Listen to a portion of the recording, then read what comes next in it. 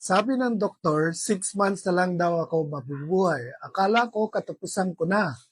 Hi, I'm PJ Kusing, isang negosyante. Ilang taon na ang nakalipas nang ma-diagnose ako ng liver cirrhosis.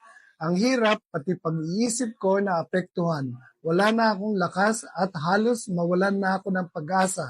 Isang araw may nag-share sa akin ng Amazing Pure Organic Barley. Sinubukan ko araw-araw akong uminom. Unti-unti bumalik ang lakas ko, mas gumanda ang pakiramdam ko at ang lab results ko nag-improve din. Hindi ito gamot pero grabe ang naitulong sa katawan ko. Kung may concern ka sa atay mo or gusto mo mag-ingat bago mahuli ang lahat, subukan mo ang barley, message me, baka ito na ang simula ng pagbabago mo.